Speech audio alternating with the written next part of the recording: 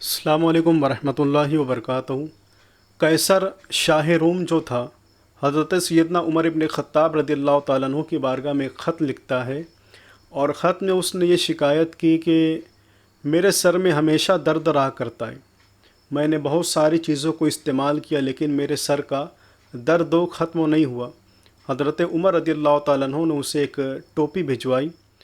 اب قیصر جب بھی اس ٹوپی کو اپنے سر پر رکھتا تو سر کا درد چلا جاتا، اور جب اس ٹوپی کو اتار کر رکھ دیتا واپس پھر سے سر میں درد ہونا شروع ہو جاتا۔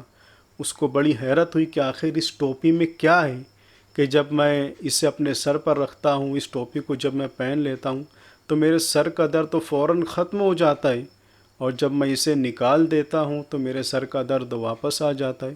اس نے ٹوپی کو تلاش کیا، دیکھا تو اس میں سے ایک پرچی نکلی، اور اس پرچی میں کچھ اور نہیں بلکہ لکھا ہوا تھا بسم اللہ الرحمن الرحیم۔ اللہ تبارک و تعالیٰ کا یہ نام اس میں لکھا ہوا تھا، اور اس کی برکت یہ تھی کہ قیصر جب بھی اپنے سر پر اس ٹوپی کو رکھتا تھا درد چلا جاتا، اتار دیتا تو درد واپس آ جاتا۔ یہ اللہ تبارک و تعالیٰ کے مقدس نام جسے ہم بسم اللہ شریف کہتے ہیں، اس کی برکت ہے کہ ہمارے وہ اسلاف، ہمارے بزرگان دین، ہمارے صحابہ کرام نے اس بسم اللہ شریف سے کتنے بڑے بڑے لوگوں کا علاج کیا ہے۔ قیصر کون تھا؟ یہ شاہ روم تھا، یعنی کہ روم کا بادشاہ تھا، جسے شاہ روم بھی کہا جاتا ہے۔ اس کا علاج حضرت عمر رضی اللہ تعالیٰ عنہ نے کسی اور چیز سے نہیں بلکہ بسم اللہ شریف کے ذریعے سے کیا تھا۔ آج ہم بہت ساری تکلیفوں میں مبتلا ہوتے ہیں، ملوث ہوتے ہیں، لیکن ہم سمجھتے ہیں کہ قرآن سے اس کا علاج نہیں ہوگا۔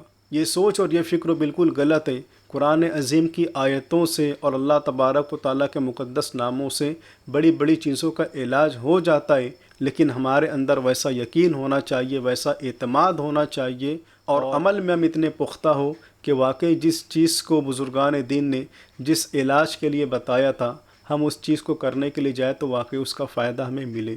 قرآن مقدس کی برکتوں کو ہم نے نہیں سمجھا، ہم نے تو یہ سمجھا ہے کہ یہ 40ویں پر پڑھی جائے گی، کسی کا انتقال ہوگا تب پڑھی جائے گی۔ نہیں، یہ بہت بافیض کتاب ہے، لیکن ہم نے اس کتاب کے ساتھ بڑا ظلم کیا ہے۔ کاش ہم اس کی تلاوت کو اپنی زندگی میں شامل کر لیں تو بہت سارا اس کا فیض ہمیں دنیا اور آخرت میں ملتا ہوا نظر آئے گا۔